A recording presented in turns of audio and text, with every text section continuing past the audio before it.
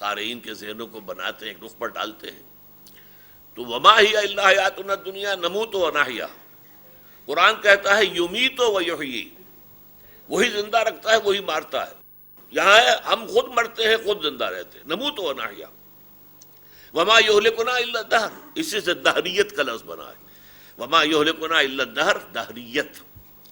تو یہ چیزیں پہلے بھی تھیں، لیکن آج اس دنیا میں اس کا بہت رواج ہے. خاص طور پر نیوٹن کی فزکس کا جو دور تھا وہ جب آیا ہے ہندوستان میں انگریز کے ساتھ، تو پھر ہمارے ہاں وہ دانشور بھی پیدا ہوئے جنہوں نے معجزوں کا انکار کیا. یہ قوانین طبیعہ جو ہیں انہیں نہیں توڑا جا سکتا. کیسے ممکن ہے آگ میں کسی انسان کو ڈالا جائے اور نہ جلائے؟ سمندر اس کی سطح جو ہے واٹر کیپس اٹس سرفیس، قانون ہے. کیسے ممکن ہے کہ کسی کا عصا پڑا اس پر اور وہ 2 لخت ہو گیا، 2 حصوں میں تقسیم ہو گیا؟ ناممکن. تو یہ اصل میں اسی ذہنیت کی بات تھی جو آج بھی اس شکل میں سامنے آ رہی ہے کہ یہ سب جو ہے عناصر کا کھیل ہے.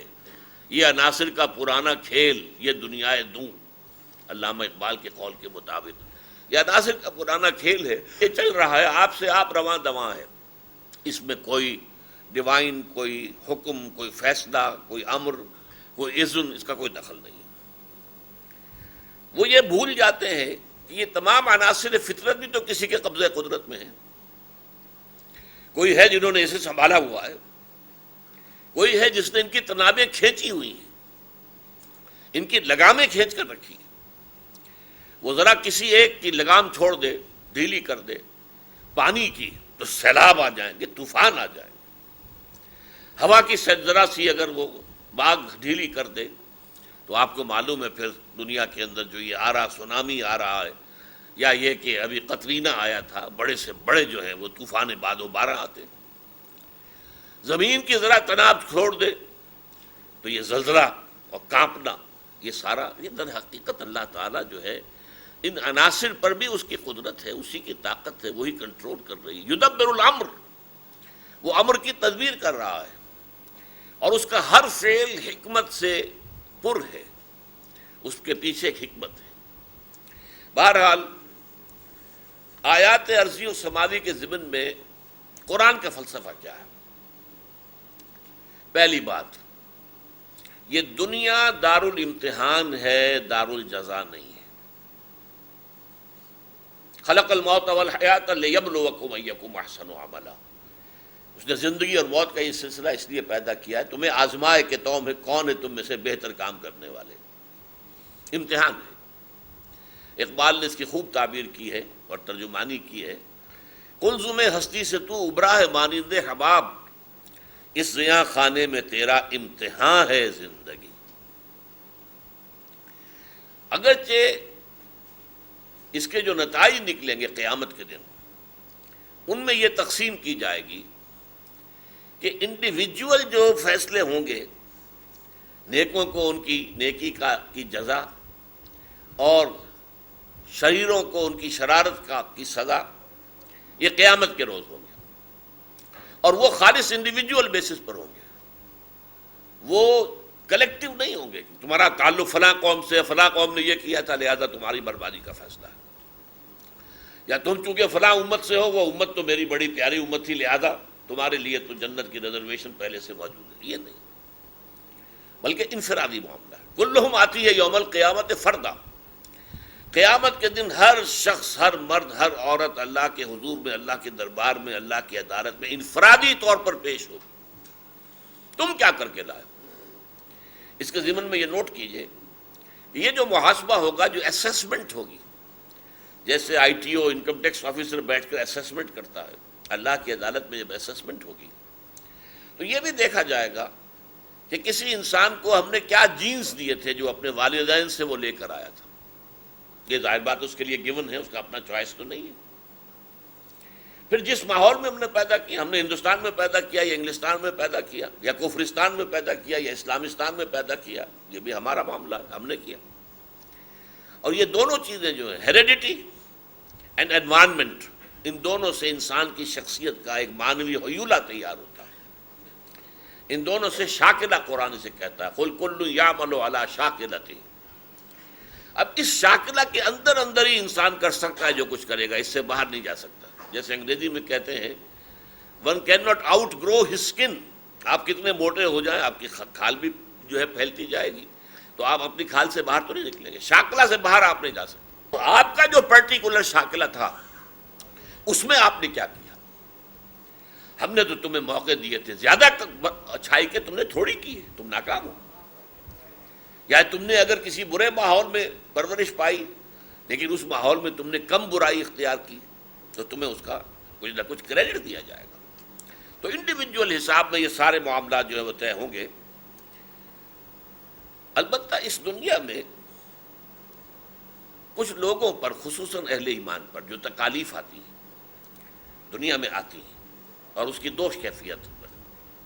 ایک تو یہ ہے کہ کسی گناہ کا کفارہ بنا دیا جاتا ہے، وہ تکلیف رحمت بن جاتی ہے انسان کے لیے، بندہ مومن کے لیے. جب وہ اس میں صبر و شکر کرتا ہے تو اس کے کسی گناہ کا کفارہ بن جاتا ہے. یہ حضور نے حدیث میں صراحت کے ساتھ فرمایا. اور دوسرے یہ آزمائش ہوتی ہے، کوئی سختی آپ پر آئی ہے، آپ کا امتحان ہو رہا ہے، آزمائش ہے، آپ جھیلیں، صبر کریں، اللہ کا شکوہ زبان پر نہ لائیں، تو اللہ تعالیٰ آپ کا درجہ بلند کر دے گا. ہر امتحان کے بعد درجہ بدلتا ہے، درجہ اونچا ہوتا ہے. 5ویں کا امتحان دے کر 6ٹھی میں آئے، 6ٹھی کا امتحان پاس کر کے 7ویں میں آئے. تو یہ درجات جو ہیں خاص طور پر نیک کاروں کے، یہ جو ہیں بلند تر ہوتے جاتے ہیں آزمائشوں سے. اچھا، ایک بات یہ بھی نوٹ کیجئے کہ برے بھی سب ایک جیسے نہیں ہوتے. ایک برا ہے، ایک بہت برا ہے، ایک بہت برا ہے، درجات ہیں. نیکوکار بھی ایک جیسے نہیں ہوتے، ایک نیک ہے، ایک بہت نیک ہے، ایک بہت نیک ہے. یہی وجہ ہے کہ جہنم میں بھی طبقات ہیں.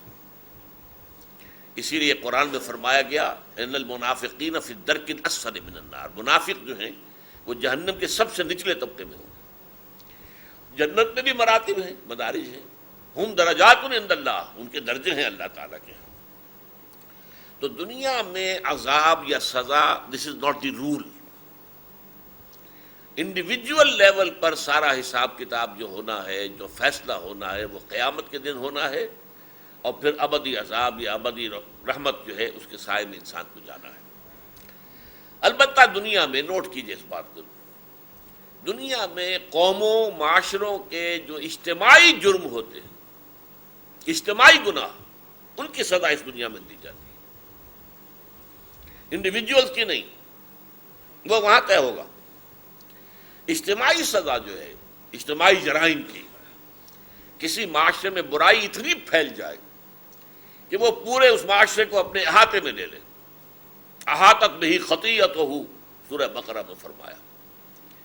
اس قدر اس کا شورا ہو جائے، اچھے ہوں بھی تو دبے ہوئے ہوں، خاموش ہوں، رزسٹ نہ کر پائیں، راستہ نہ روک پائیں، بلکہ ہوتے ہوتے اس درجے خوگر ہو جائیں کہ ان کے اندر حمیت بھی پیدا نہ ہو، وہ نہیں عن المنکر کے لیے کوئی آمادگی پیدا نہ ہو.